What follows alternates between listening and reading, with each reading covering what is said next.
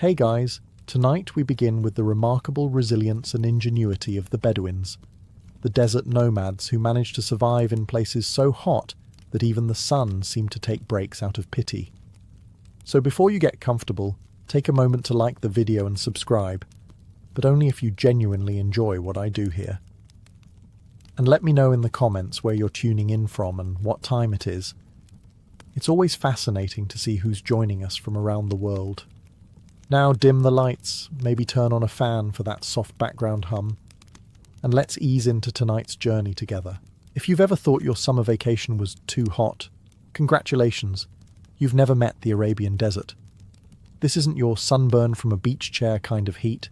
This is heat that could melt your sandals while you're still wearing them, the kind of heat that makes air itself feel personal. You don't walk in this heat, you negotiate with it. And the sand? Oh, it's not just hot. It's vindictive. It's in your shoes, your food, your ears, and somehow in your soul. But for the Bedouins, nomadic Arab tribes who called this furnace home, this wasn't punishment. It was just Tuesday. The Arabian desert, particularly the Rub al-Khali or empty quarter, is one of the most inhospitable places on earth. And yet, Bedouins managed to raise families, herd animals, and drink tea in it. Tea, in 45-degree heat. Meanwhile, most of us get cranky if the air conditioning breaks for more than 4 minutes. So how did they do it? They didn't rely on fancy gear or climate-controlled shelters. They had no cooling towels, smartwatches, or filtered water bottles named after mountains. What they did have was a deep, generational understanding of the desert's rhythms, and an impressive tolerance for discomfort. To them, the desert wasn't an enemy to fight. It was more like a very strict landlord. You respected it, followed the rules, and in return, it might let you live. The Bedouins' entire way of life was engineered for survival.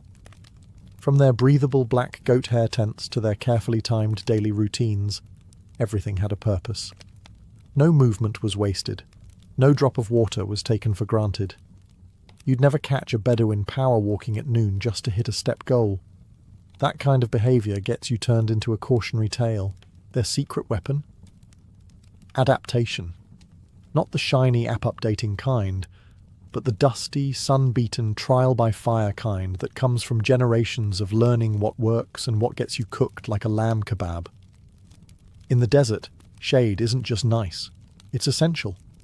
It's not, oh, this is pleasant kind of shade. It's thank you for not dying here kind of shade.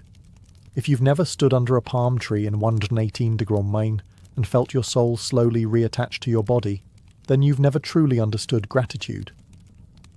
The Bedouins, of course, mastered the art of chasing, creating, and preserving shade like it was treasure. Because it was. Forget beachfront property. In the Arabian desert, real estate value is measured in square inches of darkness. Their first line of defense? The Beit al-Sha'ar, or House of Hair. And yes, that's as literal as it sounds. These tents were woven from goat hair, which, through some miracle of desert engineering, expanded when wet, rare but helpful during sudden rain, and stayed breathable when dry. It was climate control before HVAC, and with far fewer complaints to the landlord. The tents were mobile, of course, because you never know when the desert will suddenly decide your neighbourhood is now a hot plate. But they weren't just dragged anywhere. Bedouins positioned them strategically, always keeping in mind the wind direction, the sun's angle, and the location of the one lone tree in a 50-mile radius. And when no goat hair tent was available, improvisation kicked in. Camels made excellent shade providers, big, tall, and relatively immobile when chewing cud. A Bedouin might rest in a camel's shadow or, in more desperate moments, just dig a shallow trench and lie in it like a sandworm with style. Even small rocks, dune shadows, or saddlebags became tools in the shade game. The Bedouins didn't waste time hoping for a breeze. They built their own microclimates with whatever they had. Shade wasn't luck. It was strategy.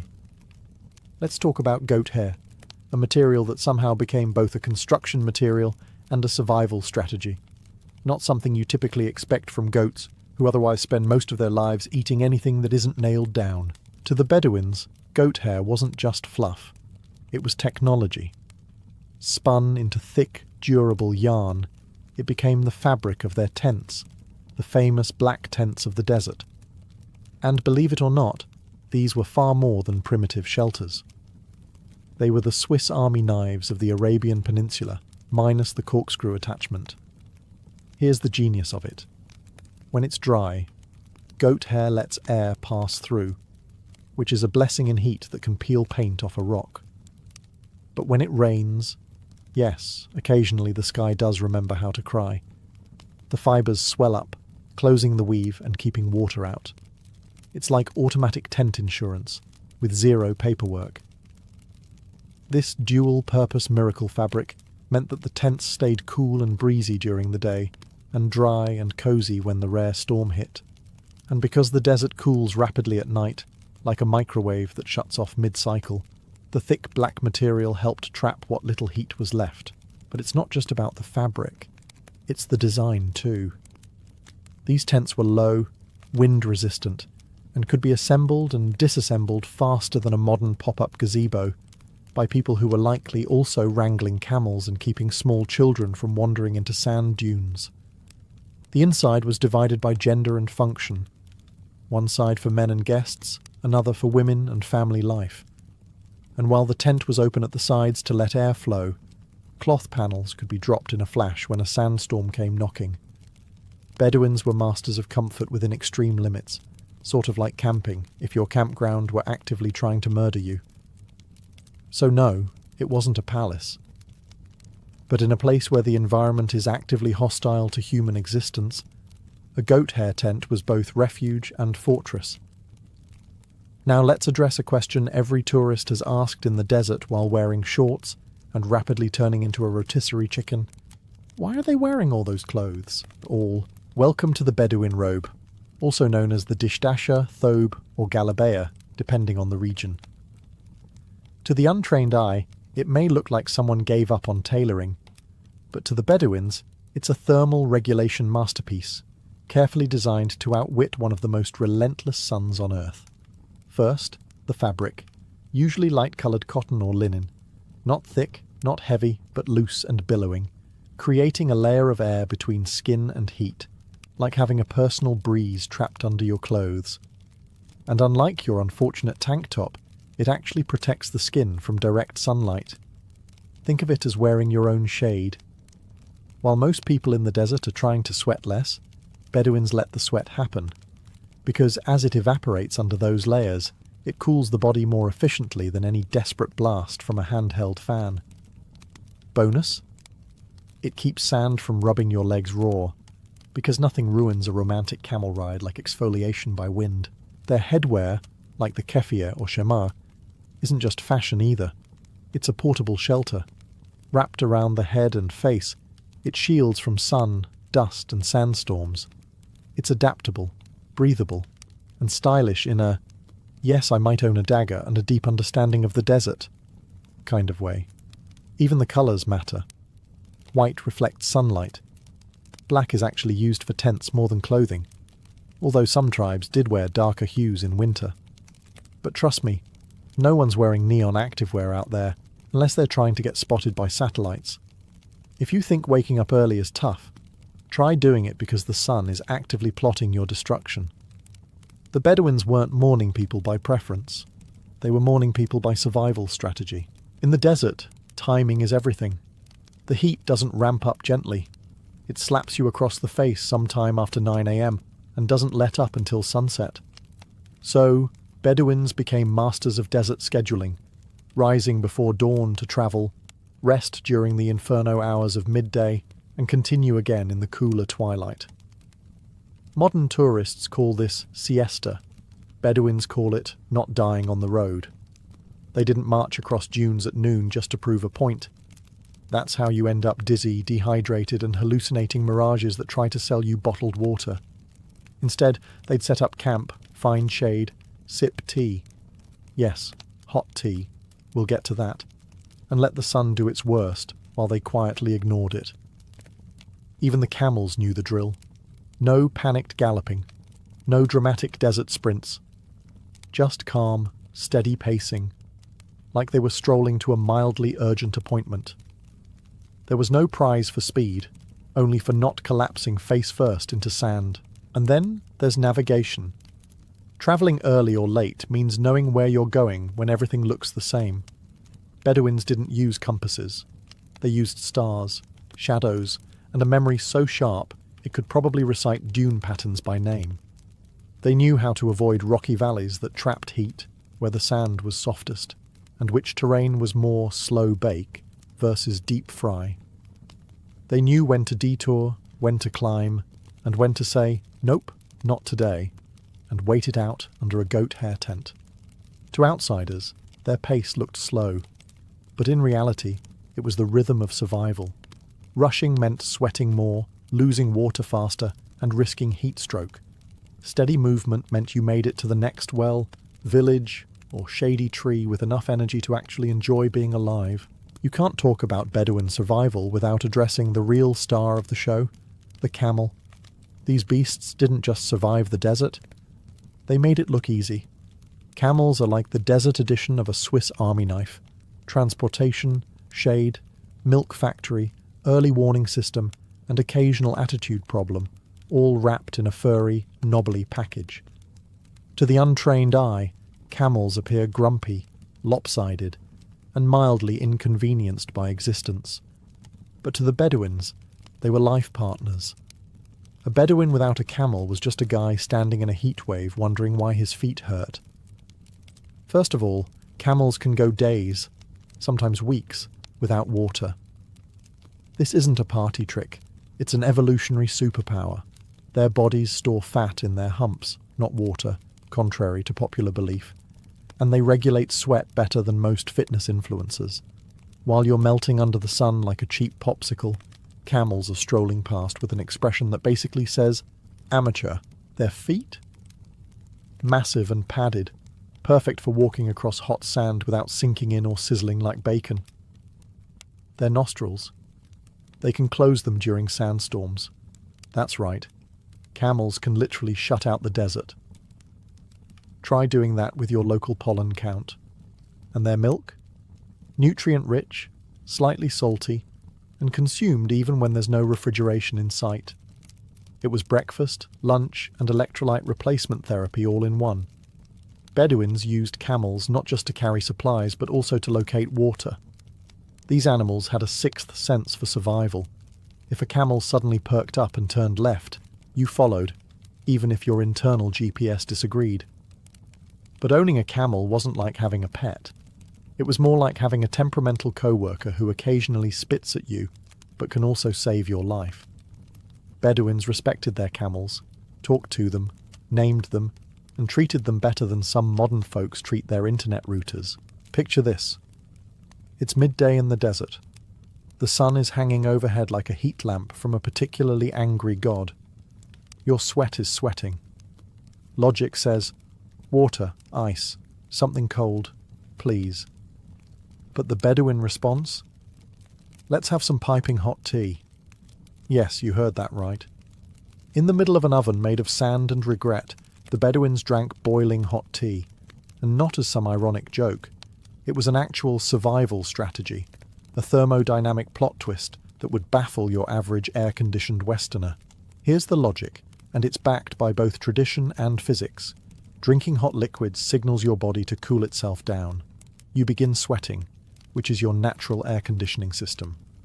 And when that sweat evaporates in the dry desert air, it cools the body far more effectively than chugging cold water and waiting for your internal organs to do something useful. Also, unlike cold water, which can give you cramps and make you feel bloated when you're already dehydrated, tea goes down smooth and encourages measured hydration, sip by sip.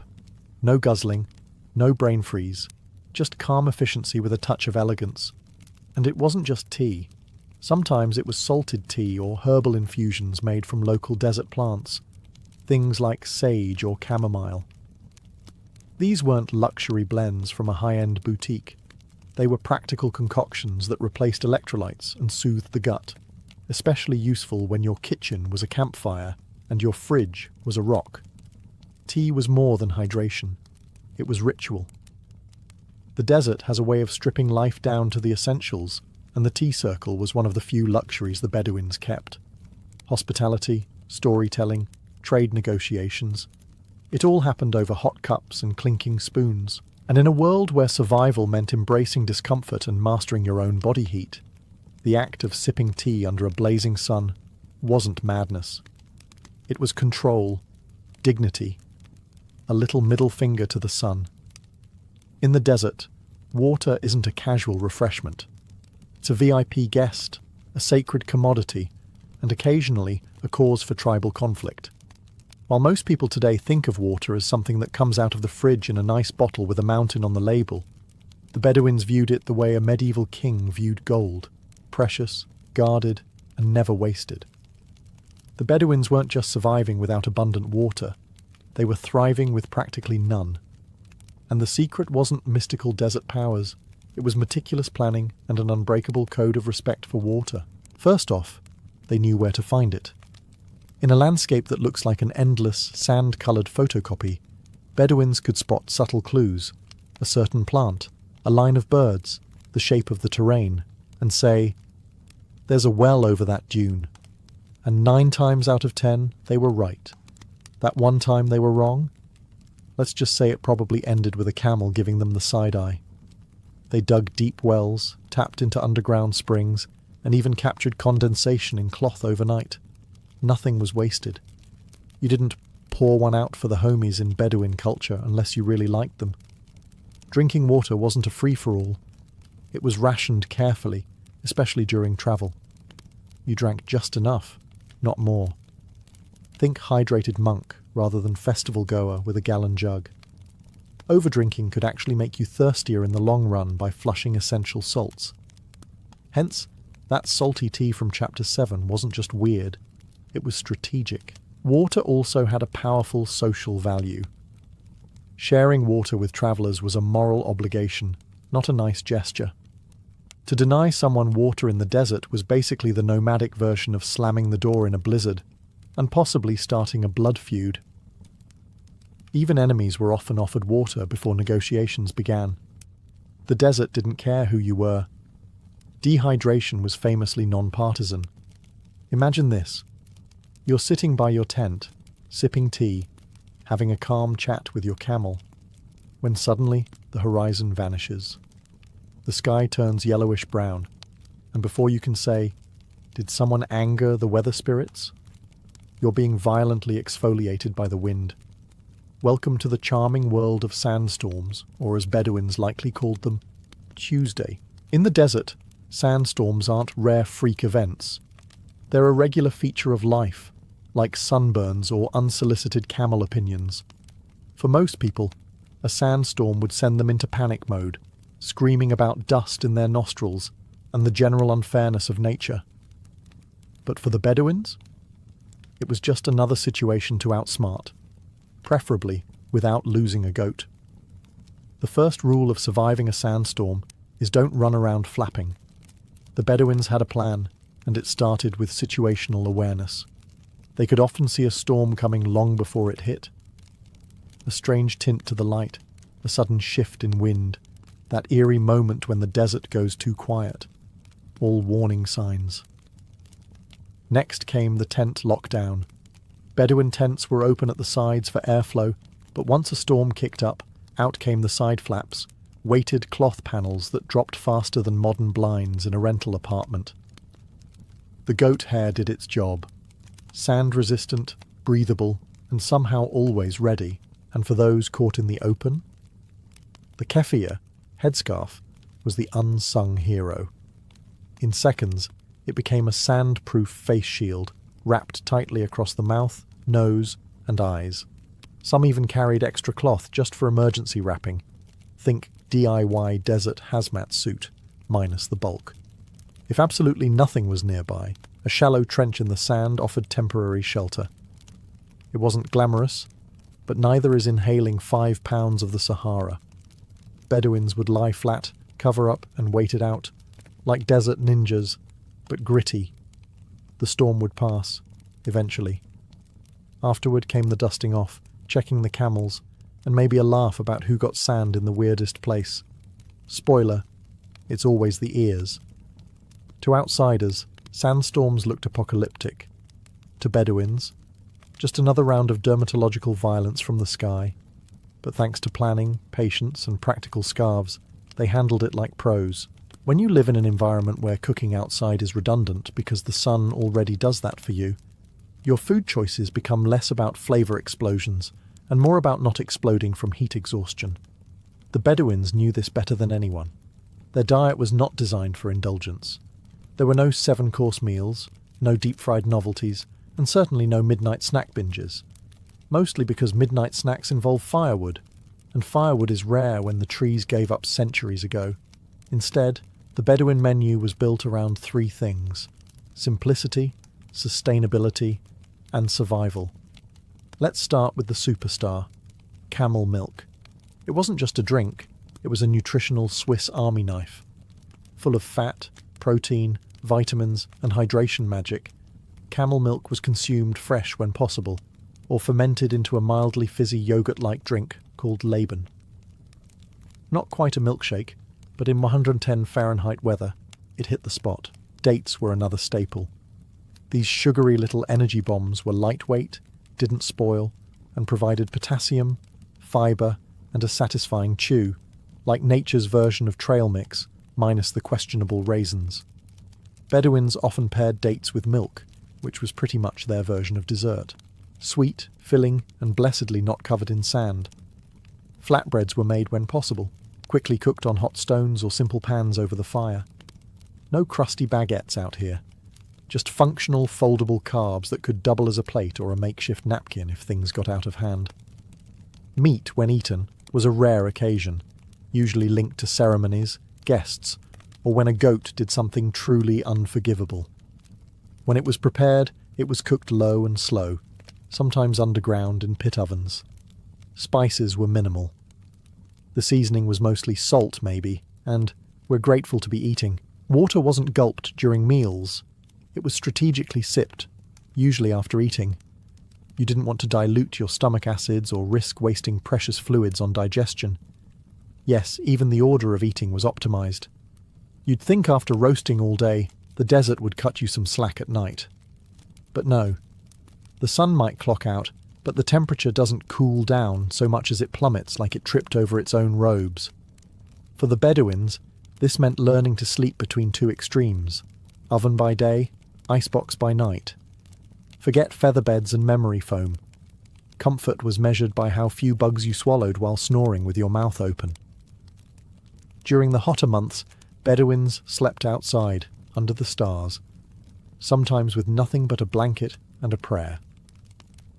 But don't picture a romantic Instagram camping setup. Picture more like, let's lie very still and hope the wind remembers to show up.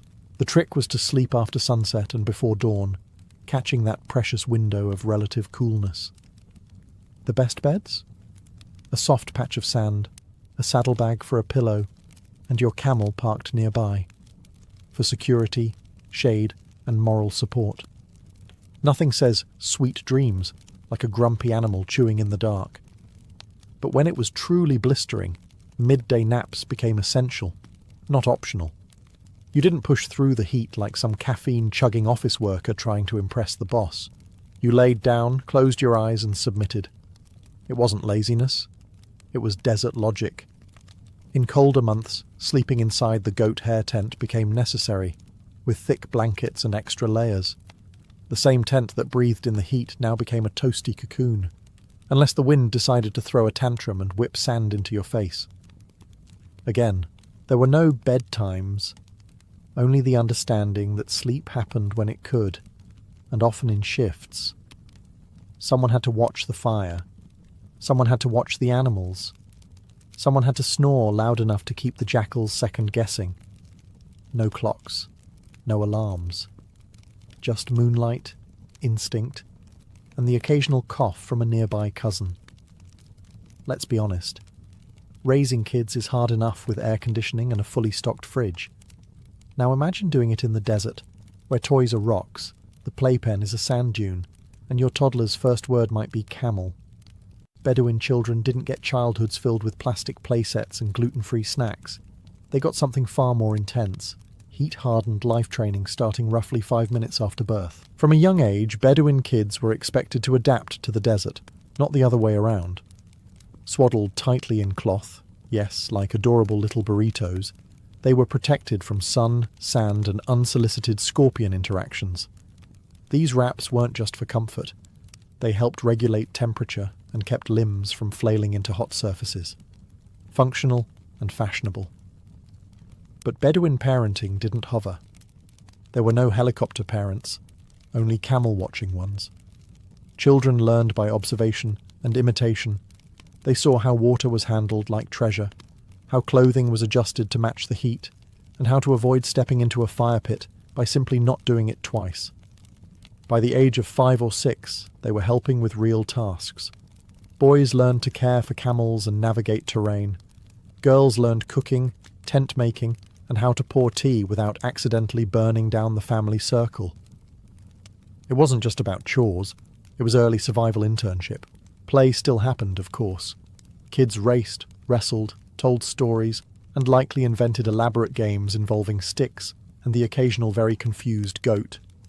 Their playground had no jungle gym, but it came with sand for days and the occasional windstorm to keep things exciting. Discipline was firm but fair. Survival required it. But affection was never far behind. Bedouin families were tight-knit, with every child raised not just by parents, but by the entire camp. Think of it as a very warm, very sandy village raising each child, no app notifications required. And through all this, kids learned the ultimate lesson. The desert doesn't forgive, but it respects those who learn its rhythm. In most places, hospitality means offering coffee and pretending your house is always that clean. In the desert, it means offering survival, even to strangers who might have insulted your cousin 3 trade routes ago. For the Bedouins, hospitality wasn't optional. It was a sacred code, older than most of the dunes they walked on. In a place where the environment could roast you alive before breakfast, turning someone away could be a death sentence, and no one wanted that kind of karma on their camel. Guests, whether invited, unexpected, or mysteriously vague about their intentions, were always welcomed. The first thing offered? Shade. Because in the desert, shade is basically air conditioning with no electricity bill. A guest would be brought under the tent, seated on cushions, and offered water or tea before a single question was asked. You didn't grill them about their business while they were still sweating like a goat in July. Next came the food. Even if supplies were low, a guest was fed. Dates, flatbread, and sometimes meat, though that was usually reserved for truly special visitors, like elders, dignitaries, or your cousin finally returning the camel he borrowed 3 months ago.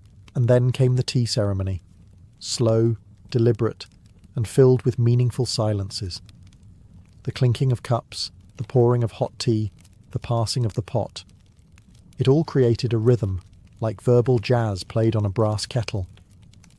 It wasn't just refreshment, it was a diplomatic ritual. Hospitality wasn't limited to just individuals.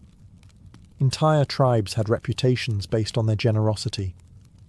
A stingy host could bring shame, while a generous one gained honour, alliances, and probably a few future favours, because the desert always pays back in unexpected ways.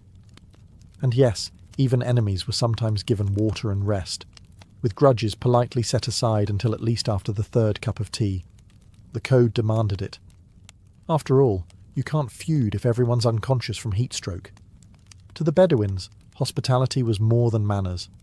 It was mutual survival, a shared understanding that the desert didn't care who you were, but a kind host just might save your life, and all it cost was a little water, a little shade, and your best cup of tea. When the sun finally dipped behind the dunes and the desert cooled from lava to toasty rock, it was storytelling time. And no, not the once-upon-a-time kind with dragons and castles. Bedouin stories were gritty, clever, and usually involved someone outwitting a rival with a goat and a handful of dates. There were no screens, No subscriptions, no buffering wheels. Just a small fire crackling in the sand, a circle of tired travellers, and that one guy who definitely exaggerated the ending every time. Storytelling was more than entertainment. It was memory management. The Bedouins didn't write things down.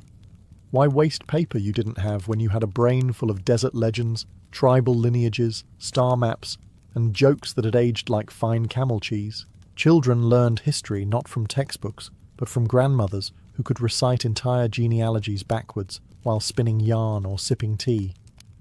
They knew who betrayed whom 3 generations ago, and they could describe it with dramatic pauses and just enough scandal to keep the kids wide-eyed and suspicious of the neighbours. Every tribe had its own library of tales, tales of survival, loss, honour, love, and the occasional poetic revenge. There were heroes, tricksters, wise elders, and cursed wells, all passed down through voice, rhythm, and dramatic eyebrow gestures. And because desert life involved a lot of sitting and waiting for the heat to pass, for the stars to rise, for that stubborn camel to move, stories were the original time filler. No one stared at a glowing screen while ignoring their family. They stared at each other, which was arguably more terrifying. Storytelling also helped preserve survival knowledge. Where to find water, which plants to avoid, how to calm a panicked animal, all wrapped in metaphor, rhyme, and the occasional cautionary tale about a reckless uncle named Nasser the Sweaty. The modern world has this charming delusion that nature must be conquered. Build higher walls, stronger AC units, thicker sunscreen. But the Bedouins, they understood something far more elegant. You don't fight the desert. You learn its rhythm and walk beside it. For centuries, Bedouin life was built not on opposition, but on adaptation. Instead of paving over the sand, they floated on top of it, like surfers of heat and grit. Their tents moved with the seasons, their routines shifted with the sun, and their patience stretched farther than the horizon. They didn't wear black robes in the heat because they were rebelling against common sense. They wore them because airflow matters. Their goats weren't random livestock. They were compact survival machines with hooves. Even their jewellery served functions, sometimes as dowry, sometimes as emergency barter. Nothing was just decoration. It all had purpose. Bedouins didn't curse the sandstorms. They read them. They didn't rush through the day. They paced it. Morning was for movement, noon was for stillness, evening was for tea and stories. It wasn't laziness. It was climate literacy. Even their conflicts, fierce as they could be, were handled with layers of honour and negotiation.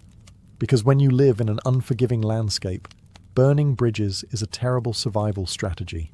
Their understanding of the land was passed not through apps, but through practice. Want to learn where the water hides? Walk with someone older. Want to navigate a moonless night? Watch how the stars shift. No shortcuts, just lived experience and respect. Today, we build deserts into cities and pretend we've won. But the Bedouins would say, gently, with a knowing smirk, that you don't win against the desert. You earn your place in it, one day at a time. So, as the sun sinks and the wind carries the scent of dust and distant tea, remember, true survival isn't about resisting nature's power.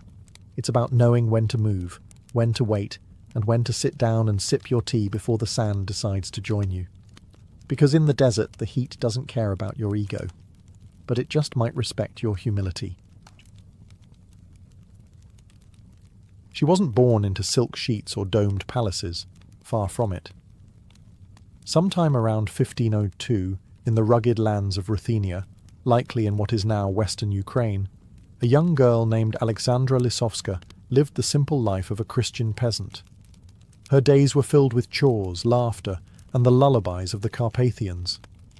But fate, as it often does in empires, had other plans.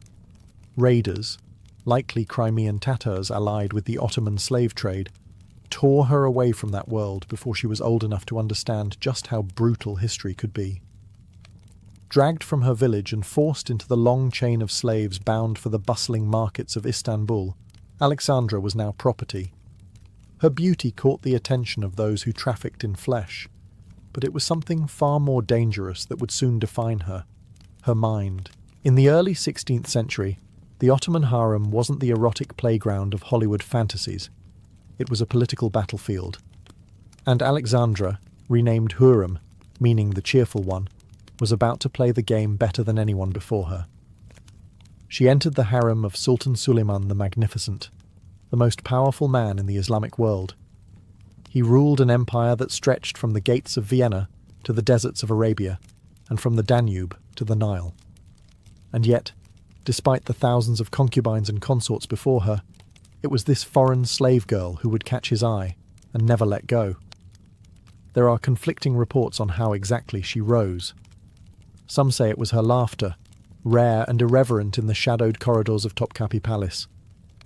Others say it was her command of poetry, wit and language. She was fluent in multiple tongues and knew how to charm, disarm, and enchant. Either way, Suleiman didn't just favour her. He fell for her, but Hurrem didn't come to play the passive muse. Her rise wasn't an accident. It was a masterclass in strategy, timing, and sheer will. She would rewrite the rules of Ottoman court politics, starting with herself. From slave to consort, that was just the beginning. In the world of the Ottoman harem, beauty was fleeting, and attention even more so.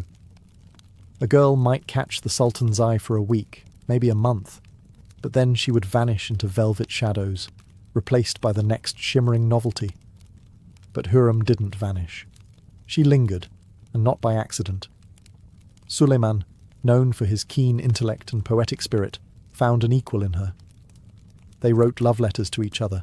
Yes, actual handwritten poetry, draped in metaphors and dripping with longing. She called him her beloved sultan, and he called her his companion of the soul. This was no casual affair. It was a romance that defied protocol. At this time, Ottoman sultans were not supposed to marry. The imperial harem had a system. A woman bore the sultan a son, and then she was retired to a provincial palace to oversee his upbringing. It prevented any one woman from gaining too much power. That rule, Hurrem shattered it. Not only did she stay in the palace, she gave birth to multiple children, sons and daughters, and never stepped aside. She became his official favourite, then his exclusive partner. And then the unthinkable happened. Suleiman legally married her. That's right, the most powerful Islamic emperor of his time, who had the pick of any concubine, took a former Christian slave girl as his lawful wife. This was the first imperial marriage in centuries. The court was scandalized. The ulama, the religious establishment, grumbled behind their beards. But Suleiman didn't care. Hurrem was now Haseki Sultan, the chief consort. She wielded an authority no woman before her ever had. The harem wasn't just a place she lived in. It became her headquarters. Whispers grew louder. Was she manipulating the sultan? Was she whispering into his ear before every major decision? The janissaries, the viziers, even foreign ambassadors took note. Letters and reports began to refer to her as a shadow figure shaping Ottoman policy, and she hadn't even begun her real power moves yet. The harem walls could not contain what Hurrem Sultan was becoming. She wasn't just rewriting palace politics. She was positioning herself at the very heart of empire. In the Ottoman Empire, giving birth to a sultan's son wasn't just a blessing, it was a weapon, and Hurrem knew how to wield it. Her first son, Mehmed, was born not long after she secured Suleiman's affection. Then came Mihrima, her only daughter and closest confidant. Soon followed Selim, Bayezid, Jihangir. With every birth, her power solidified, each child a pawn on the grand imperial chessboard. But this wasn't just about family. It was about succession and survival. You see, Ottoman succession didn't work like the fairy tale version. There was no clear heir. Instead, it was a brutal, winner-takes-all blood sport. When a sultan died, his sons were expected to fight, often literally, for the throne. And the losers? They didn't go quietly into exile. They were usually strangled with a silk cord. It was tradition. That meant for Hurrem, the stakes were existential. She wasn't just a mother. She was the general of a faction, fighting to ensure that her sons survived the coming storm. And there was one major obstacle. Mustafa. Prince Mustafa, Suleiman's eldest son from a previous concubine, Mahidevran, was beloved by the people, the army, and the court. Charismatic, popular, and competent, he looked like the obvious successor. That made him dangerous, to Hurrem, and more importantly, to her children. The rivalry between Hurrem and Mahidevran wasn't some catfight in silks. It was an all-out war. There were physical altercations. It's recorded that Mahidevran once beat Hurrem so badly that she appeared in front of Suleiman with scratches and bruises. That move backfired. Mahidevran was banished from court, while Hurrem's influence only grew. Behind the scenes, Hurrem played the game like a seasoned tactician. She cultivated allies in the court, including the powerful Grand Vizier Rustam Pasha, who would eventually marry her daughter Mirima. She also began writing letters to foreign rulers, including the Polish king, acting as a diplomat in her own right. And most chilling of all, rumours swirled that Hurrem was plotting Mustafa's downfall. Whether or not she orchestrated it, the seeds were planted. The empire was heading toward a deadly confrontation. Motherhood, for Hurrem Sultan, was not just sacred, it was strategic. It was the scandal that shook the empire. By the 1550s, the rivalry between Prince Mustafa and Hurrem Sultan had become more than palace gossip. It was a ticking time bomb. Mustafa had grown into a strong, capable leader. He was charismatic, militarily successful, and beloved by the Janissaries. More importantly, many believed he should be the next sultan, and that posed an existential threat, not just to Hurrem, but to her sons. What happened next has divided historians for centuries.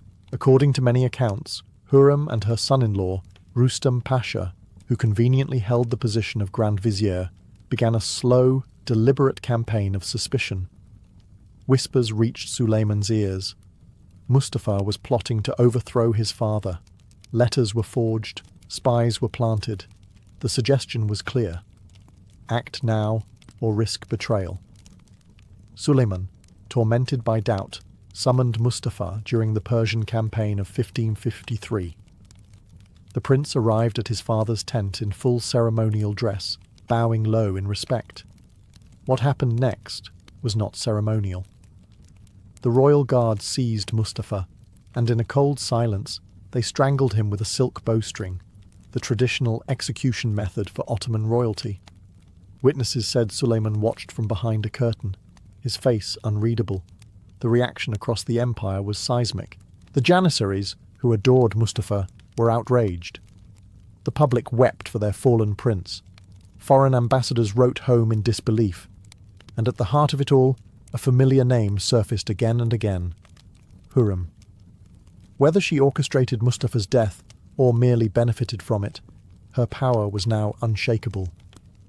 Mahidevran, Mustafa's mother, was effectively exiled, living the rest of her life in bitter obscurity. Meanwhile, Hurrem's sons, especially Selim, were now the only viable contenders for the throne. But not all was calm within her own brood. Hurrem's sons fought among themselves, plagued by their own ambitions and insecurities. And Suleiman, the sultan who once wrote love poetry and enacted reforms, was becoming colder, more isolated, perhaps haunted by what he had done. Mustafa's death marked the beginning of the end for the idealistic days of Suleiman's reign, and solidified Hurrem's place in history not just as a queen, but as a kingmaker, or perhaps a queen-slayer. By now, Hurrem Sultan was no longer just the Sultan's favourite. She was the most powerful woman in the empire. But unlike queens in Europe, she didn't sit beside Suleiman on a throne. Her influence came from behind embroidered curtains, whispered through silk screens and penned in coded letters. She was the architect of what would later be called the Sultanate of Women, a political era where imperial mothers, wives and daughters shaped the Ottoman state. She had already defied centuries of precedent by marrying Suleiman, bearing him multiple sons, and remaining in the palace. Now she broke another. She moved out of the harem and into the old palace section of Topkapi, closer to the administrative heart of the empire, and dangerously close to the seat of power. From this base, Hürrem acted as an informal advisor. She wrote to foreign monarchs like Sigismund II of Poland, not as a concubine, but as a sovereign partner. Her letters were diplomatic, assertive, and stunningly literate. She wasn't just the power behind the throne, she was a throne of sorts. She also spearheaded public works in Istanbul and Jerusalem. Mosques, schools, soup kitchens, hospitals, all stamped with her name. This wasn't just charity, it was image control.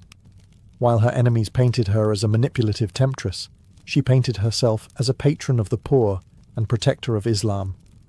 And still, despite her rise, she never ruled publicly. She understood the rules and bent them without breaking them. No royal decrees bore her signature.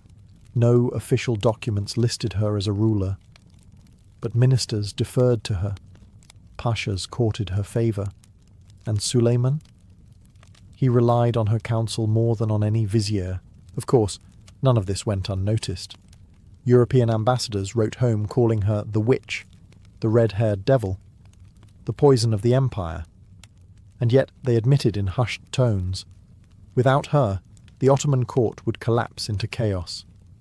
She didn't wear a crown, but her shadow fell across the empire like one. And still, time marched forward.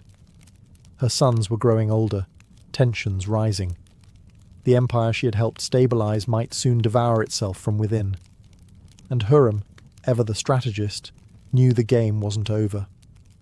Power, once gained, rarely brings peace.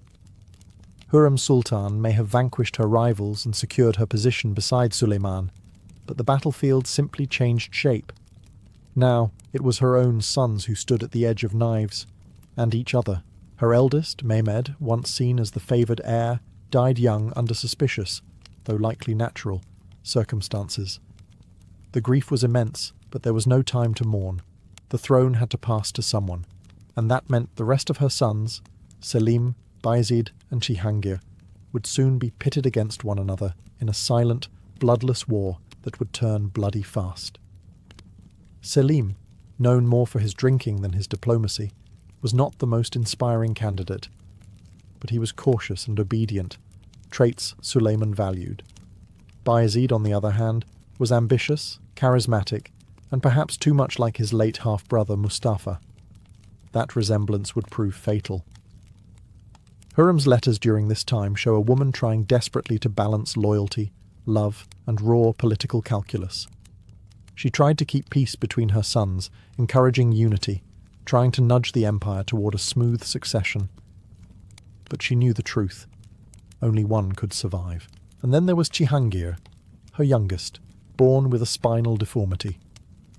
Physically frail, emotionally tender, he was never in the running for the throne. Yet he may have been the one Hürrem loved most. After Mustafa's execution, Cihangir reportedly died of heartbreak. Whether that's legend or truth, it added another crack in the already fractured family she'd worked so hard to protect. The death of Mustafa had set a precedent. Fratricide was not just tradition, it was necessary. And now, Hürrem was watching her own blood march toward that same inevitable violence. It was a cruel irony. She had spent her life climbing out of powerlessness, only to become trapped in a cycle of blood that no mother could bear. She had built a dynasty, but dynasties are hungry creatures, and in the corridors of Topkapi, where she had once arrived in chains, she now paced in fine silks, still strategizing, still fighting. But for a future she could no longer fully control. Time was slipping, and with it, the illusion that anyone in the palace was safe. As the empire trembled under the weight of internal rivalries, Hürrem Sultan turned her eyes to something more enduring than politics: legacy. She had always understood that power was fleeting. But monuments, those could whisper her name long after her enemies turned to dust. So, While her sons plotted and Suleiman brooded in his increasingly sombre court, Hurrem became a patron of public works on a scale few women, or men, could dream of. She commissioned the Haseki Sultan complex in Istanbul, a sprawling architectural marvel that included a mosque, school, hospital, and soup kitchen. It wasn't just a gift to the people, it was a message, carved in stone. I was here. I mattered. I served something bigger than court intrigue. She also funded repairs in Jerusalem, helped restore public baths and fountains, and supported charitable endowments that fed and clothed the poor. Every act of generosity was also an act of calculated PR. After all, Hurrem had been slandered endlessly, painted as a sorceress, a schemer, a foreign seductress who bent a mighty sultan to her will. Her building projects were a counter-narrative, one of grace, service, and piety. And yet, for all the grandeur, she remained controversial. The Ottoman elite never forgave her for upending centuries of tradition. Even ordinary citizens, who benefited from her charity, debated her intentions. Was she a noble benefactor or a master manipulator?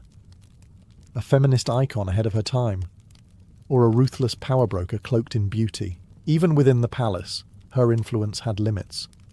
Suleiman remained loyal, but increasingly burdened by age, grief, and the failures of his surviving sons. The romantic poetry between them faded, replaced by official matters and bureaucratic fatigue. Still, Hurrem worked until the very end, not just for herself, but for the dynasty she had restructured from within. She wasn't content to be remembered as the Sultan's beloved. She wanted to be remembered as someone who reshaped the very idea of what a woman could be in an empire ruled by men. As time narrowed her world, she ensured the next generation, especially her daughter Mihrima, would inherit not just jewellery and titles, but a roadmap for power. By the late 1550s, the woman once dragged in chains through the slave markets of Istanbul now lay in silken sheets, surrounded by doctors, attendants, and political whispers. Hurrem Sultan was aging, and for the first time in decades no longer the dominant presence at court. The harem was quieter without her sharp mind steering its intrigues. The correspondence with foreign rulers slowed. Her once burning ambitions had given way to something more reflective, a desire to secure the future before death could unwrite her influence. But there was a problem. The empire she had spent her life moulding was fraying at the edges. Selim, her surviving son and favourite for succession, was hardly the image of imperial strength. Known for his fondness for wine and poetry, Selim lacked the charisma of Mustafa, the cunning of Bayezid, or even the spiritual depth of Cihangir. Still, he was loyal to her, and most importantly, alive. Bayezid, the more popular and dangerous of the two, had been driven to rebellion. With Suleiman's approval, and perhaps Hurrem's encouragement before her health declined, Bayezid had been hunted down and executed in Persia. The path was now clear for Selim, but it was a grim victory, soaked in familial blood. Hurrem had spent her youth surviving violence, her adulthood controlling it, and now her final years watching it unfold inside her own family. She died in 1558, several years before Suleiman. She never lived to see her son crowned as Selim II, nor did she witness the slow decline of the empire she helped shape. But she left behind a transformed dynasty, one where women would continue to wield real political power for generations. Her funeral was grand. She was buried in a mausoleum right beside Suleiman's eventual tomb in the Suleymaniye mosque complex she helped inspire. That, too, was unheard of. No concubine, no woman, had ever been honoured in this way. Even in death, she defied tradition. Hurrem Sultan's story ended not with a scandal or assassination, but with a quiet assertion of permanence. She may have entered the empire as a commodity, but she left it as an institution. And yet, even in the quiet, history was far from done with her.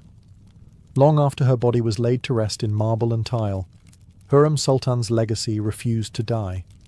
To some, she remained the ultimate femme fatale, the foreign sorceress who bewitched a great sultan and plunged an empire into dynastic chaos. European diplomats in their letters called her the Russian witch, or that red-haired schemer.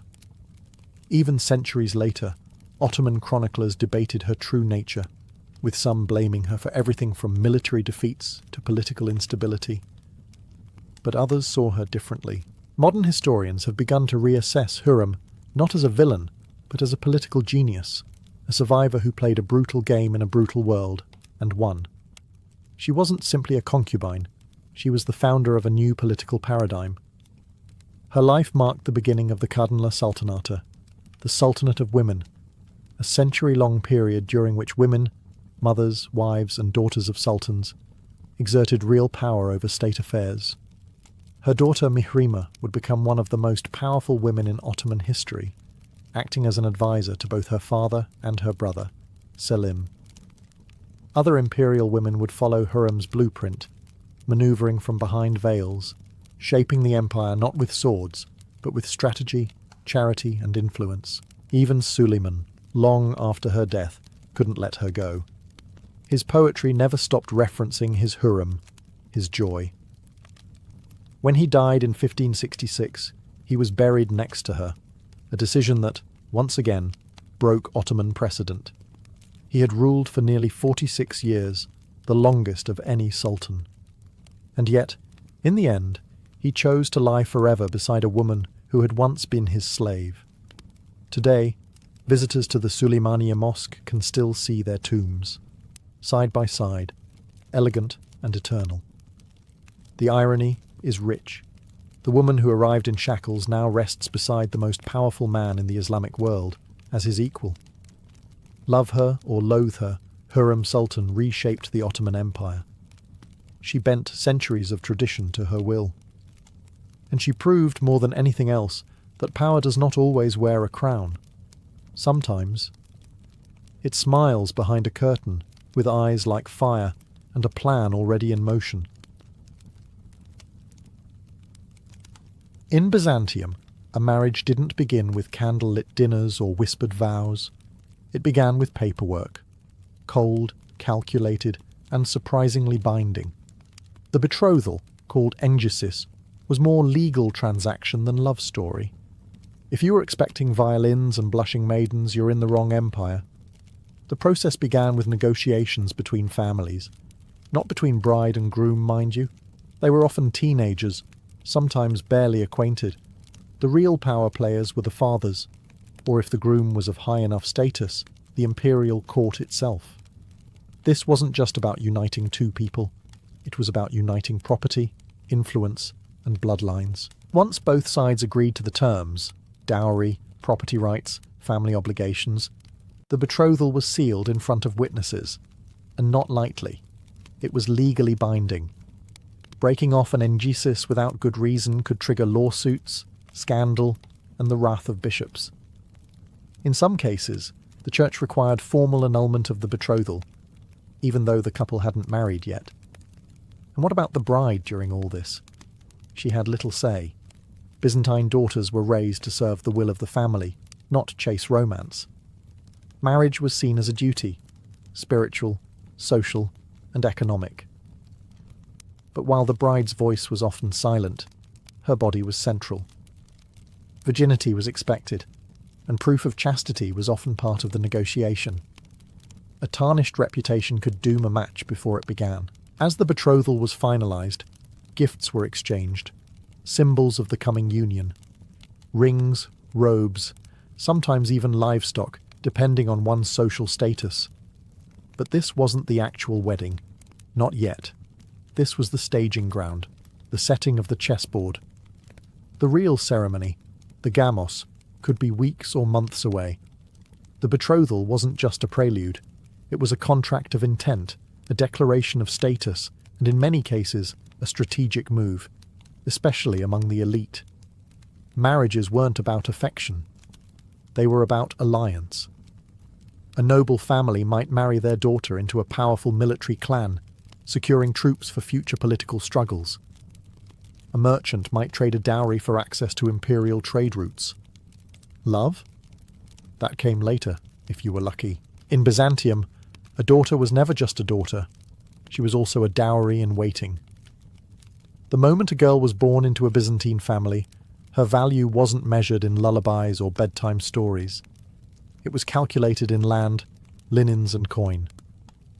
Marriage wasn't just a social expectation, it was a full-blown economic strategy. The dowry, or prowaks, was the bride's ticket into marriage, and often her only protection within it. This wasn't pocket change. For the aristocracy, it might include gold, silver, silk, slaves and country estates. For middle-class families, it was often practical. Household furnishings, clothing, maybe a modest amount of cash. But no matter the size, the message was the same. Here is our daughter, and here's what she brings to your house. This wasn't some medieval generosity. The dowry was a kind of marital insurance policy. If the husband died or abandoned her, not unheard of in politically motivated unions, she had a claim to her dowry. It was hers by law. Sort of. As long as no one powerful contested it, and as long as she didn't rock the boat too hard. For wealthy and noble families, the dowry wasn't just protection, it was a weapon. With it, they could forge alliances, curry favour with the imperial court, or buy their way into influence. A well-endowed daughter could be married off to a general to secure military protection, or to a civil official to grease political wheels. Daughters were deployed like pawns on a marble board, some to marry, some to join monasteries, and a very lucky few to catch the emperor's eye. Of course, this all placed tremendous pressure on families. If a family had several daughters, the financial burden could be crushing. Fathers were often forced to divide their estates just to get all their girls married off. Unless, of course, they quietly shuffled one off into a convent instead. But dowries weren't just financial tools. They were also status markers. A bride entering her husband's home came bearing not just silver, but pride. Her family's wealth displayed like a walking advertisement. No pressure, right? And so, before the veils, before the crowns, before the church bells rang, it was the dowry that made or broke the Byzantine bride. If the betrothal was the business meeting and the dowry the transaction, then the wedding itself was the show. And what a show it was. A Byzantine wedding wasn't just a private affair. It was a public performance of unity, class, and religious legitimacy. For the elite, it could span multiple days, with carefully choreographed rituals that blended Roman pomp, Christian sanctity, and Eastern opulence. Even among commoners, the wedding day was a spectacle. The more elaborate, the more respectable. The bride would begin her transformation with ritual baths and grooming, her hair braided with care, adorned with gold, pearls, or ribbons, depending on her station. In wealthier circles, attendants might dress her in layers of silk robes, veils, and embroidered slippers. Modesty was expected, but make no mistake. This was about display. You were dressing the family name. The groom too had his own ceremonial preparations, but let's be honest, all eyes were on the bride. Once ready, the bride was escorted through the streets to the church, a procession that was both sacred and strategic. Everyone had to see it. Musicians played, relatives wept, or pretended to, and the entire neighbourhood lined the streets for a glimpse. This wasn't just a wedding, it was a parade of reputation. And then came the church ceremony. The gamos. It was solemn, slow, and deeply symbolic. The couple would stand before the priest, hands joined, as prayers and psalms were chanted. But the crown jewel of the ritual, literally, was the crowning. Golden or ornate wreaths were placed on both the bride and groom's heads, symbolizing not just marital union, but martyrdom. Yes, martyrdom. In Byzantine theology, marriage wasn't just about love, it was a kind of sacred suffering, a life of mutual sacrifice. Congratulations, you're now king and queen of your tiny domestic kingdom. Enjoy your symbolic death. Candles were held, prayers recited. The couple was walked around the altar 3 times in a slow ceremonial circle, a dance of eternity if you like metaphors. and finally, they were declared husband and wife. But don't exhale just yet, because what followed was often even more intense. The procession home, the feasting, and the strange and specific rituals of the bridal chamber. The wedding wasn't over, it was just getting started. If the wedding ceremony was a public ritual of holiness and status, the wedding night was, well, also kind of public, just in a far more awkward way. In the Byzantine Empire, the consummation of a marriage wasn't just a private moment between two newlyweds. It was a critical requirement to finalize the union, and yes, people kept track. A marriage wasn't truly considered valid until it was consummated. This made the first night a matter of legal, familial, and sometimes political importance. After the church ceremony, the couple was escorted, again, often publicly, to the groom's home or a designated chamber. This was called the nuptial procession. Along the way, torchbearers and musicians might accompany them, chanting hymns or playing flutes. If it sounds like a victory parade, that's because it kind of was. The couple had successfully made it to this point, and now came the moment everyone pretended not to obsess over. In some elite households, attendants or family members, yes, awkwardly, remained nearby to ensure everything went as expected. In rare cases, confirmation of consummation was documented. A blood-stained sheet shown discreetly to elders as proof. It's worth noting this was more common in higher-ranking households where inheritance and legitimacy mattered deeply. But not all was grim and clinical. There were blessings to be spoken, candles to be lit, and symbolic food like bread and wine placed nearby. Reminders of fertility, prosperity, and spiritual unity. The crowns used in the church ceremony were sometimes placed beside the bed or hung above it as a sign of divine favour. And depending on the region and family tradition, songs or chants might be performed outside the room, a strange combination of privacy and performance. For the bride, this night was often filled with anxiety. She might be very young, possibly married to a much older man, and expected to transition instantly from obedient daughter to competent wife. For the groom, it was a test of masculinity and authority. The stakes were high for both, emotionally, socially, and in terms of their family's reputation. And if consummation didn't happen, the marriage could be annulled, just like that. In Byzantium, the wedding night wasn't the start of a honeymoon, it was a test. One with candles, crowns, and a lot of watching eyes. Once the couple had survived the solemnity of the ceremony and the nerves of the wedding night, it was time for the Byzantines to do what they secretly did best, throw a proper feast. The wedding banquet wasn't just a party, it was a statement. Especially for noble or imperial families, the post-wedding feast was where alliances were sealed, gossip was exchanged, and subtle power plays unfolded over goblets of wine and roasted lamb. The venue varied based on social class. A noble wedding might be held in a marble-clad atrium, with fountains murmuring in the background and silk tapestries decorating the walls. A middle-class family might host it in a courtyard with clay lamps and long wooden tables. But whether rich or modest, the feast had one thing in common. It needed to impress. Guests were greeted with perfumes and rosewater, then seated according to rank. This was no casual buffet. The seating chart was a map of political favour.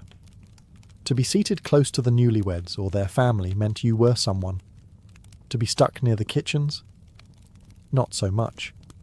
The food was opulent when budgets allowed.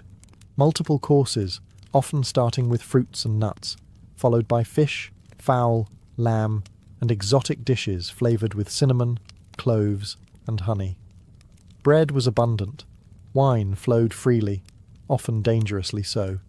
A well-timed toast could win favour, while a drunken slur could doom an entire branch of the family tree. Entertainment ranged from musicians with lyres and flutes to dancers, acrobats, and in some cases, elaborate theatrical performances. Poets might recite verses in praise of the bride's beauty or the groom's manliness. Again, not for romance. This was all for show. Even the cake had symbolism. A sweetened bread or honey pastry might be served to symbolize fertility and abundance. Eating it together signified unity. Not eating it? That could be a red flag, or at least a source of whispered speculation. But beneath the laughter and clinking cups, everyone knew the truth. This was not just a celebration of love. It was a careful display of wealth, power, and social standing, cloaked in honey and song.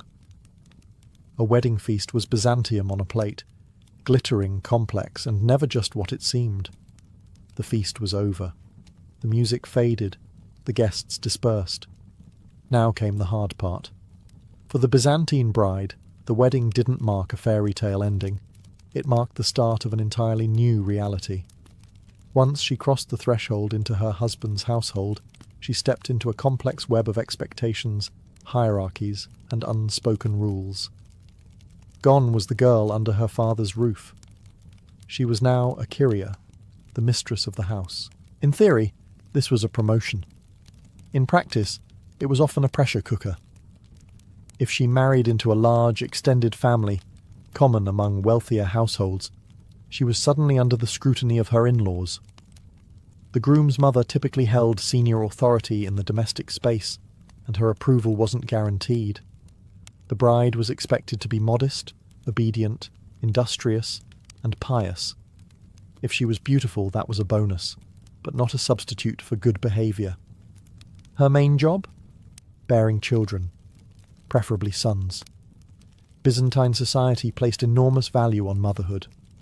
A woman who produced multiple healthy sons was celebrated, respected, and gradually granted more authority. A woman who did not?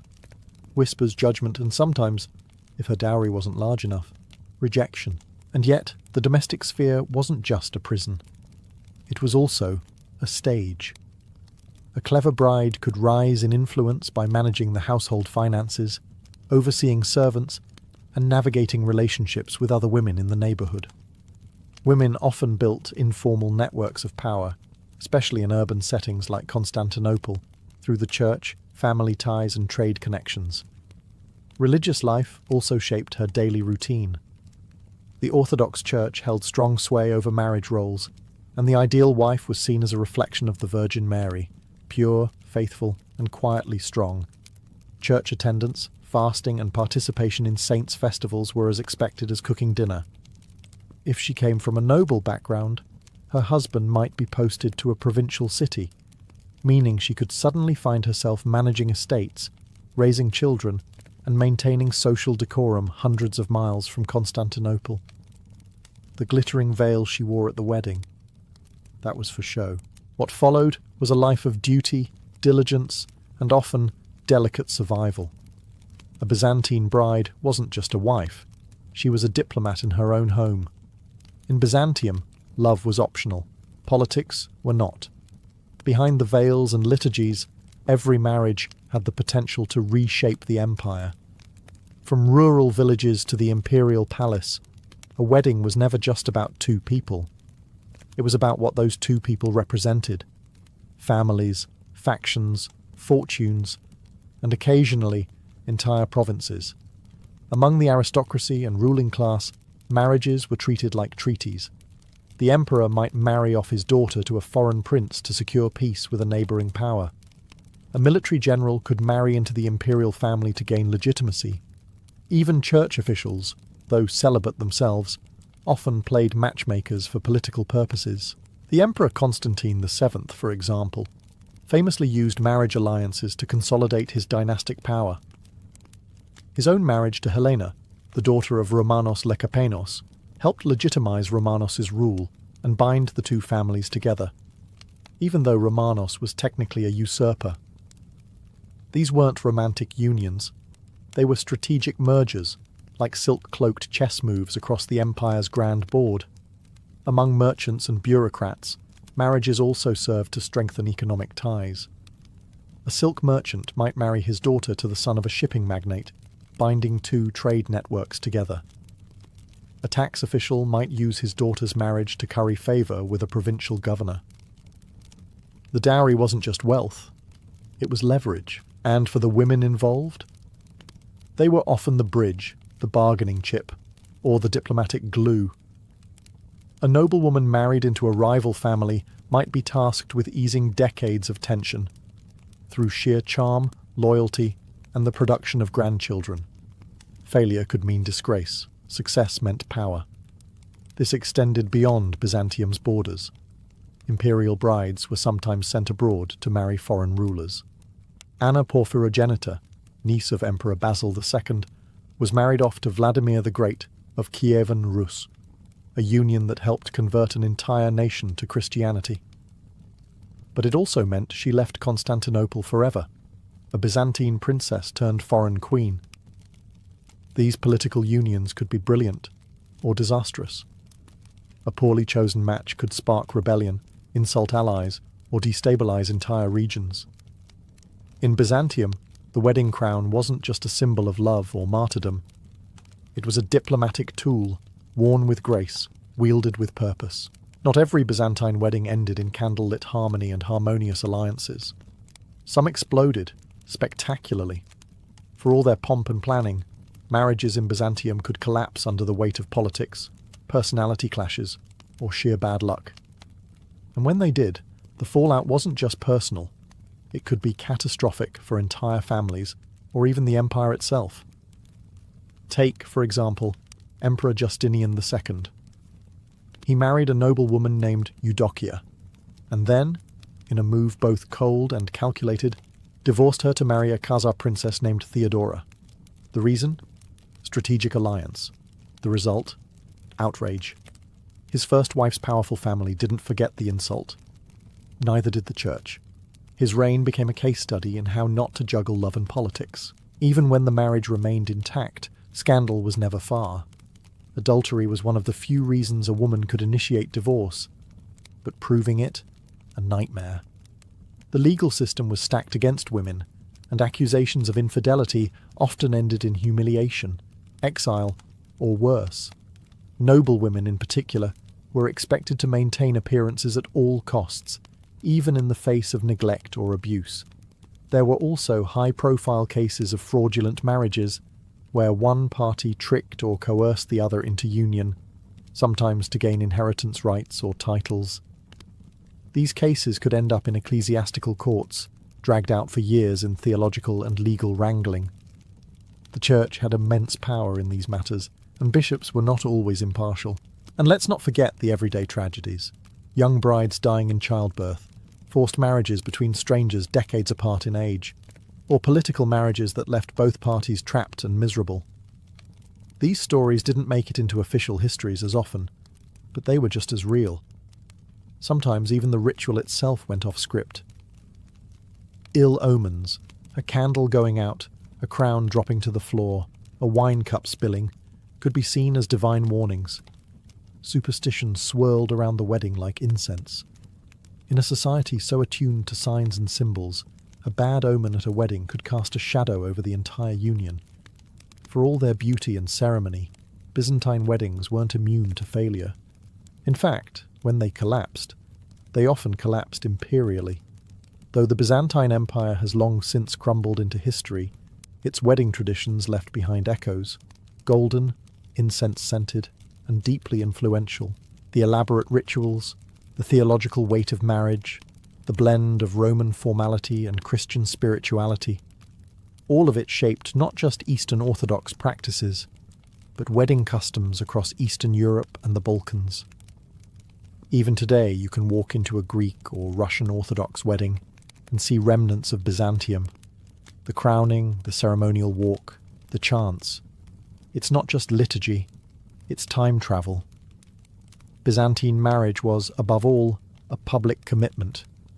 It wasn't just a couple exchanging vows, it was the merging of families, fortunes, and faiths.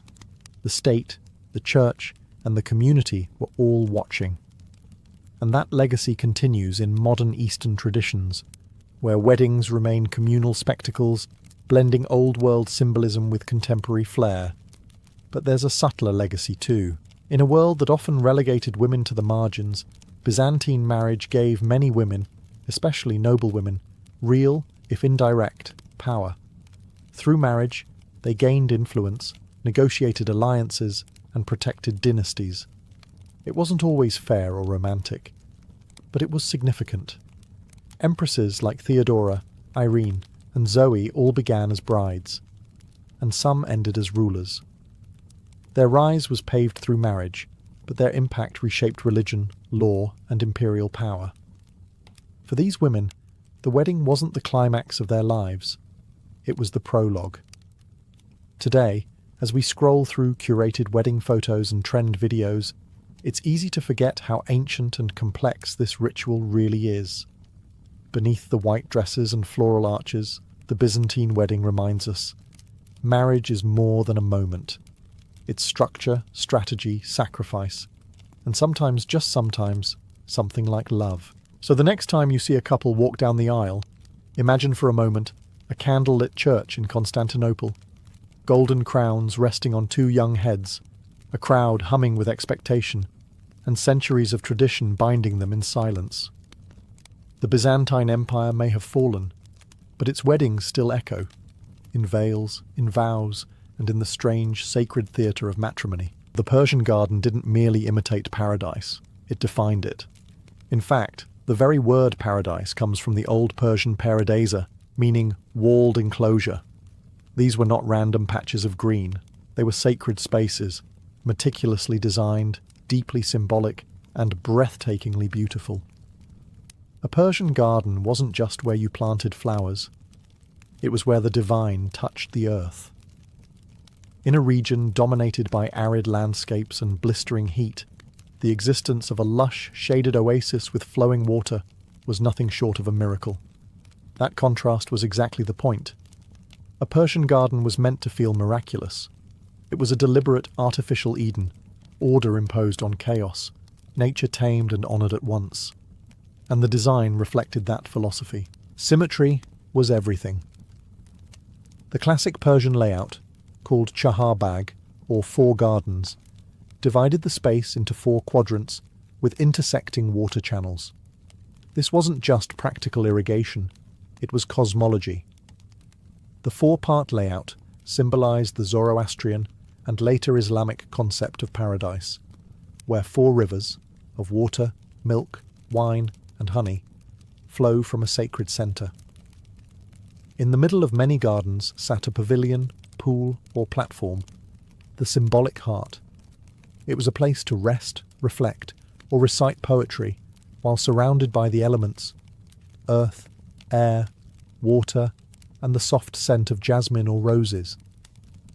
But Persian gardens weren't just sensory experiences. They were statements. Kings, nobles, and scholars used them to project power, intellect, and spirituality. The construction of a garden was an act of creation, not unlike building a palace or writing a great verse. In some cases, it was considered more noble. These were not spaces of wild, unchecked growth. Everything was chosen.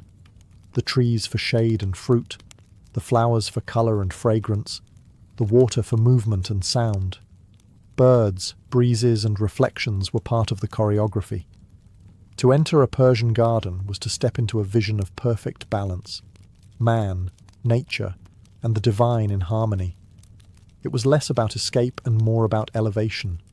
It wasn't just where people walked, it was where heaven descended, by design.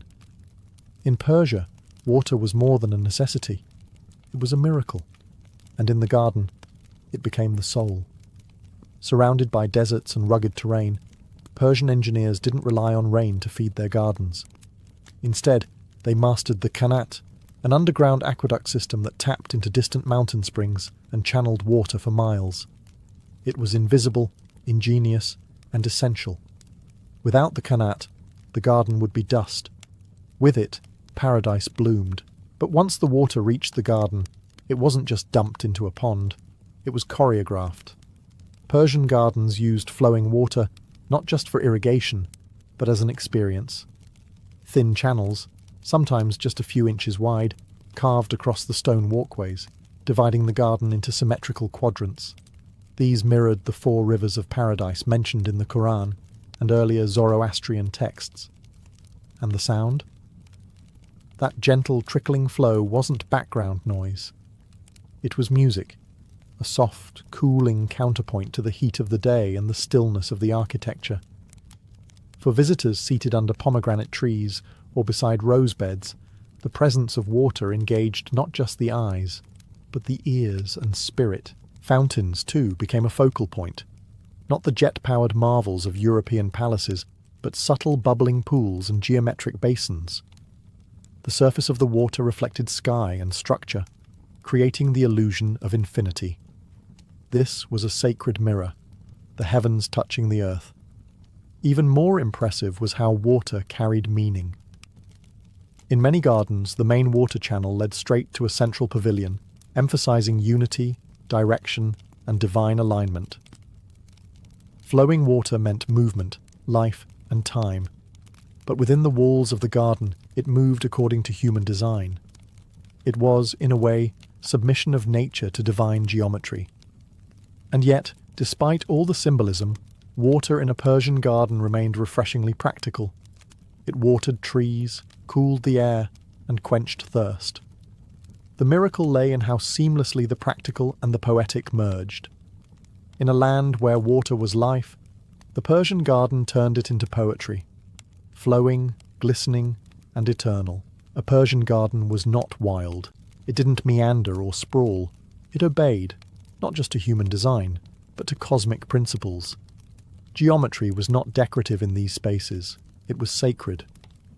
At the heart of Persian garden design lies the concept of order. Not the kind imposed with scissors and hedges, but a metaphysical order, where everything has its rightful place, purpose, and proportion. The most iconic layout, the Chaharbagh, or four-part garden, wasn't just efficient, it was spiritual. The Chaharbagh divided space into 4 equal sections, typically by water channels or walkways. At their intersection sat the spiritual heart of the garden, a pavilion, a platform, a fountain. This wasn't just clever landscaping. The 4-part design reflected ancient Persian cosmology. 4 elements, 4 cardinal directions, 4 seasons. It was heaven mapped onto earth. Even the walkways, walls, and planting rows adhered to strict grids and axial lines. Everything led somewhere, often toward a central axis or reflection pool. Visitors would be gently guided, never lost, never wandering. In a sense, the layout of the garden mirrored the moral and philosophical ideals of Persian society. Balance, clarity, and harmony between the material and the spiritual. Buildings integrated into the garden followed the same logic. Pavilions were often symmetrical and centrally placed, with open archways to allow airflow, light, and seamless transitions between indoors and out. The garden wasn't something you looked at. It was something you moved through, with deliberate progression and constant symmetry. This obsession with geometry wasn't about cold precision. It was a kind of worship. By imposing symmetry on space, Persian designers were imitating the perfection of divine creation. The garden became a reflection of paradise, not just in feel, but in form. Islamic art would later adopt and expand this love of geometry, and the Persian garden would become one of its earliest and most influential canvases. Long before domes and mosaics echoed the infinite, Persian gardeners were already drawing heaven into square plots and tiled paths. In a world of dust and disorder, the Persian garden offered shape, structure, and peace. It was sacred geometry, planted. Step into a Persian garden, and before your eyes adjust to the dappled light, your nose is already enchanted. The scent of roses, orange blossoms, basil, and jasmine.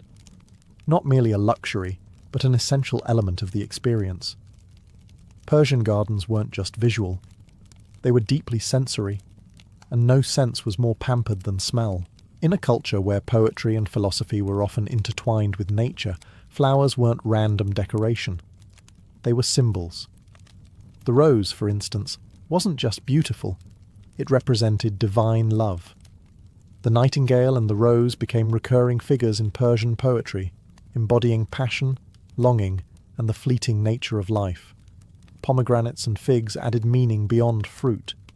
They symbolized fertility, abundance, and resurrection. Cypress trees were chosen not only for their height and shade, but for their association with eternity and the uprightness of faith. Nothing was accidental.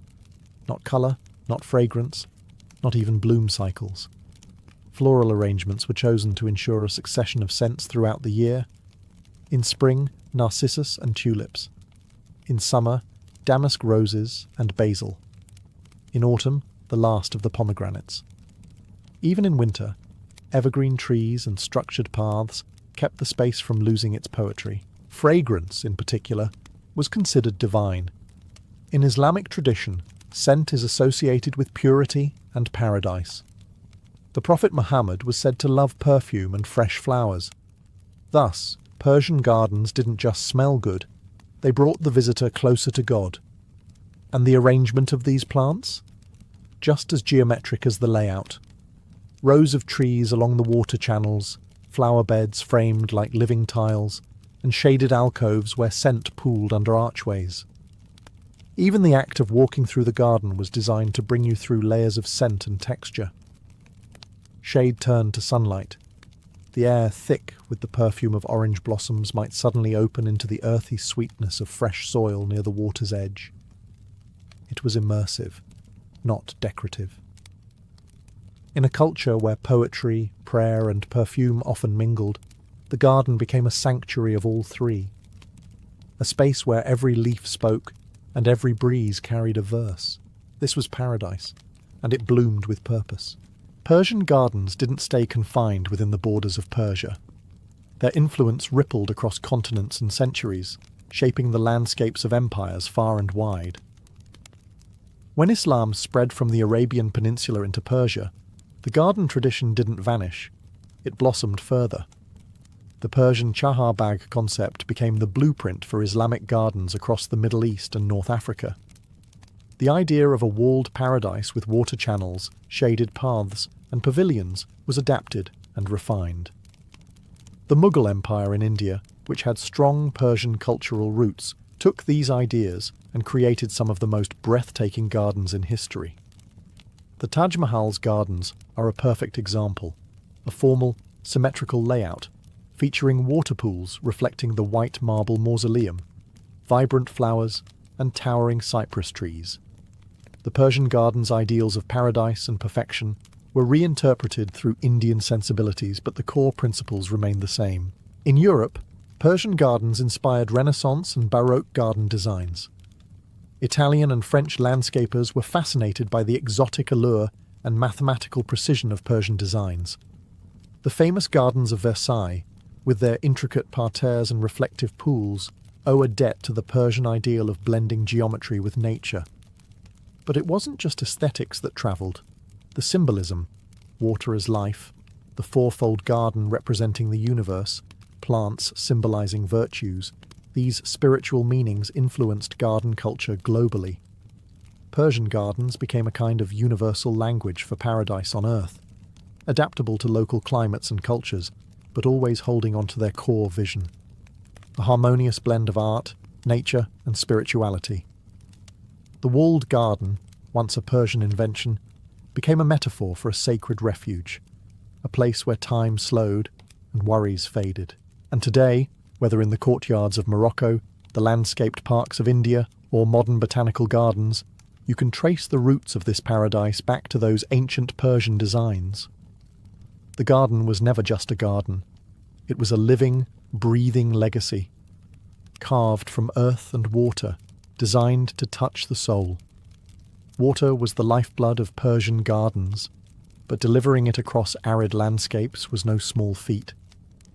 Persian engineers mastered ingenious systems that brought cool, flowing water into these paradises, marrying utility with elegance. The Qanat system was a marvel of ancient engineering, a network of underground tunnels that gently channeled water from mountain aquifers to faraway oases and gardens. These subterranean aqueducts protected water from evaporation, allowing a steady, reliable supply even in the hottest, driest seasons. Without qanats, Persian gardens might have been impossible dreams. Once water reached the garden, it was transformed from mere necessity into an art form. Narrow channels called rills divided the garden into symmetrical sections, not only irrigating plants but creating soothing sounds and visual lines.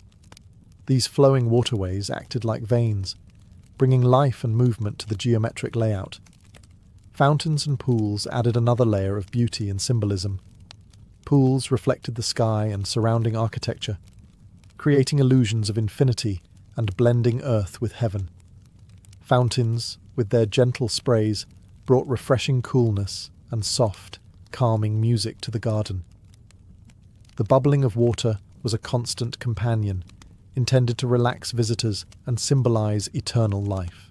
This delicate balance of engineering and aesthetics reflected Persian philosophies, where nature was not conquered but harmonized with. Water was a symbol of purity, renewal, and divine blessing, especially in Islamic tradition. Gardens then became microcosms of paradise on earth, where water flowed eternally, sustaining all life within. The mastery of water management also demonstrated the technical genius of Persian civilization. The canals, pumps, and channels weren't just functional. They were designed with artistic intent, guiding the eye and footfall, creating spaces for reflection and contemplation. Persian gardens thus stand as testaments to a culture that valued the marriage of technology and spirituality. They remind us that beauty isn't just about what you see, but how nature, art, and human ingenuity flow together. In the end, the water in a Persian garden was more than irrigation. It was poetry in motion, life given form, and paradise made real. The Persian garden wasn't just about plants and water, it was also about architecture. Stone pavilions, delicate arches, and intricate tile work blended seamlessly with nature to create spaces that invited contemplation, poetry, and social gathering. Central to many Persian gardens was the pavilion or kiosk, a small, often open-sided structure that served as a place to rest, entertain, or enjoy the changing seasons. Positioned strategically, these pavilions offered stunning views of the garden's symmetry and water features. Built with carved wood, glazed tiles, or stucco, they reflected the craftsmanship and aesthetic ideals of the time. Walls were more than boundaries. They framed the garden as a sacred, private sanctuary. Often decorated with colourful mosaics or inscriptions, these walls enhanced the sensory experience while symbolising protection from the harsh outside world. They helped create an intimate atmosphere, separating the ordered paradise within from the chaotic desert or city outside. Pathways, usually paved with stone or brick, were designed to guide visitors through the garden in deliberate sequences. Walking through a Persian garden was meant to be a journey, moving from bright flower beds to shaded alcoves, from the sound of running water to quiet reflective pools. The architecture worked hand in hand with the landscape to choreograph this movement. Even the choice of building materials was symbolic. Tiles might feature floral patterns echoing the plants outside. Windows and screens allowed filtered light and gentle breezes, enhancing the sensory harmony. The blend of architecture and nature created not just beauty, but meaning. It was a stage for poetry recitals, philosophical debates, or quiet meditation. Rulers and poets alike found inspiration here. The garden was an extension of courtly life and intellectual pursuit. Moreover, this architectural approach deeply influenced Islamic, Mughal, and later European garden design. The idea that buildings and gardens should coexist and complement each other became a guiding principle. In Persian gardens, stone and flower, shadow and water were partners, crafting a paradise that was as much about human creativity as about the natural world. A Persian garden was alive, not just with water and fragrance, but with the passage of time itself. Its design took into account the changing seasons, creating an evolving landscape that reflected the cycles of nature and life. Spring in a Persian garden was a celebration of rebirth. Bulbs burst open with tulips, narcissus and crocus, filling the air with fresh scents. Fruit trees, pomegranate, apricot and peach, bloomed in soft pinks and whites, promising abundance. Paths were lined with lush green grasses and early herbs, welcoming visitors back from winter's stillness. Summer brought shade and relief. Tall cypress and plane trees provided cool canopies over flowing water channels. Roses and jasmine unfurled their richest perfumes as the sun climbed high. Pools shimmered like mirrors, reflecting blue skies and fluttering birds. The garden was a refuge from the heat, a place for contemplation, poetry, and slow afternoon tea. Autumn's arrival shifted the mood. Leaves turned golden and red, pomegranates and figs ripened for harvest. The garden became a tapestry of warm colours, fragrant with ripe fruit and earth. Gardeners prepared the soil and trimmed plants, knowing the cycle would soon turn again. Even winter had its role. Evergreens stood proud against pale skies, their needles providing texture and life when flowers slept. The structural beauty of stone pathways, walls and pavilions took centre stage. Snow, when it fell, added a quiet purity, blanketing the garden in white silence. This awareness of time was spiritual. In Persian and Islamic thought, life itself was cyclical, a journey through creation, decay, and renewal. The garden was a microcosm of that journey. Visitors were reminded that beauty and life were transient, to be savoured but not clung to. The changing garden was also a practical necessity. Different plants thrived in different seasons, and the garden's design ensured that there was always something blooming or bearing fruit, sustaining the senses year-round. By embracing time, Persian gardens became living poems, unfolding slowly, deeply, beautifully. They were not static snapshots of paradise, but ever-changing reflections of heaven on earth. The Persian garden is more than a historical curiosity. Its legacy stretches far beyond the deserts of Iran, continuing to inspire and enchant across cultures and centuries. From the courts of the Mughal emperors in India to the grand estates of Europe, the Persian ideal of a walled paradise with flowing water and harmonious design has left an indelible mark. The Taj Mahal's gardens, the Alhambra's courtyards, and the Versailles fountains all owe something to those ancient Persian blueprints. But the Persian garden's influence isn't just aesthetic, it's philosophical. At its core, the garden embodies a vision of harmony between humanity, nature, and the divine. It invites contemplation, peace, and the reminder that paradise is not just a distant afterlife, but something to be created here on earth. Modern Iranian gardens, such as the historic Fin Garden in Kashan, continue to preserve this heritage, blending ancient techniques with contemporary artistry. Meanwhile, landscape architects worldwide look to Persian principles when designing sustainable and spiritually resonant spaces. The garden's design principles, symmetry, water management, sensory richness, also resonate with today's ecological challenges. Persian gardens teach us the value of balance, patience, and respect for natural resources, even in the face of harsh environments. Ultimately, the Persian garden is a timeless symbol. It is an earthly paradise carved from sand and stone, a sanctuary where water sings and flowers tell stories. It reminds us that beauty and order can emerge from scarcity, and that human creativity, when guided by